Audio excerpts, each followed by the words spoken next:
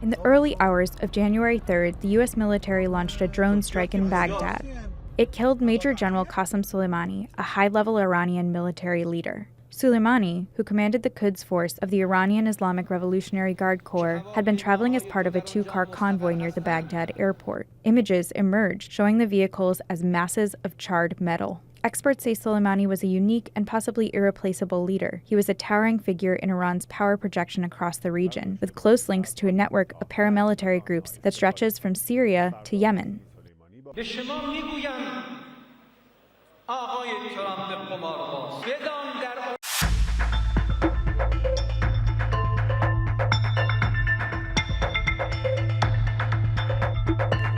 In Consumer Watch, a new year will bring new charges for some owners of electric vehicles. Not the kind of charges they want either. It's part of an effort to offset losses from declining gas taxes.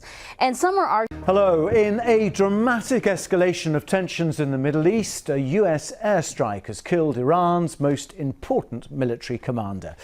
General Qasem Soleimani was the commander of the Quds Force of Iran's elite Revolutionary Guards. They are responsible for Iranian foreign military operations and answer directly to the country's supreme leader, Ayatollah Ali Khamenei. Well, General Soleimani, who for many was seen as a charismatic national hero at home, was one of several people killed by a US drone strike as he travelled in a convoy near Baghdad's international airport. Iran has declared 3 days of national mourning and promised harsh vengeance. The Pentagon says the operation was carried out at the direction of President Trump. Well, Mr. Trump has not yet directly commented, but he printed this image of the American flag, the Stars and Stripes, at the top of his Twitter feed. We begin our coverage now with this report by John Donnison. The remains of the vehicle in which the Iranian general and the Iraqi militia leader were riding when the American missiles struck. Soleimani had just landed at Baghdad's airport. Al-Muhandis was on hand to welcome him. Both were killed instantly, along with at least 5 others. The deaths are a major setback for Iran, which loses its most powerful and most popular military commander and an important Iraqi ally. The reaction from Tehran came quickly. Supreme Leader Ayatollah Ali Khamenei ordered 3 days of mourning and issued a statement promising a, quote, strong revenge against the criminal killers of General Soleimani. At Friday prayers, worshippers chanted anti-American slogans and vowed revenge. How stupid can they be to do such a thing? Because in the Middle East, I think Iran is the factor of stability, and Qasem Soleimani was an influential factor in that stability. The entire nation of Iran, all the Islamic countries, we are all General Soleimani, and we will never let the U.S. do anything. This action, which U.S. officials have apparently taken responsibility for, you can be sure it was an amateur act. Breaking news. In a major escalation in tensions between the U.S. and Iran, the top Iranian general has been killed in an airstrike while leaving the Baghdad airport. The Pentagon confirmed the U.S. military carried out the attack.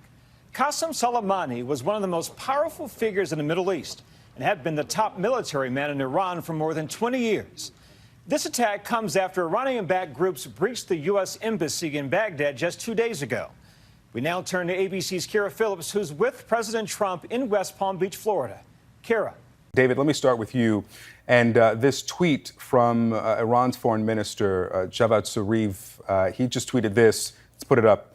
The U.S.'s act of international terrorism, targeting and assassinating General Soleimani, the most effective force fighting Daesh, ISIS, al-Nusra, and al-Qaeda, is extremely dangerous and a foolish escalation.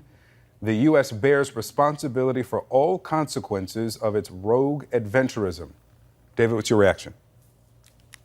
Well, not a particular surprise. The last time that Minister Zarif was in New York a few months ago, he actually talked with us at some length about his relationship with General Soleimani and maintained that the foreign policy he was developing for Iran worked hand in glove with Soleimani's acts. And that's what worries American officials, because There's no question that General Soleimani was responsible for the deaths of hundreds, if not thousands, of Americans, was the man who propped up Bashar Assad, and who was trying to foment a lot of the uprisings in Iraq. And there are going to be many in Iraq who are going to probably celebrate his death. But for the administration, this was a pretty risky escalation. And I think the big question is, since the United States certainly had plenty of opportunities to kill him in the past, why did they choose to do this now, if in fact they chose to do it? That, in other words,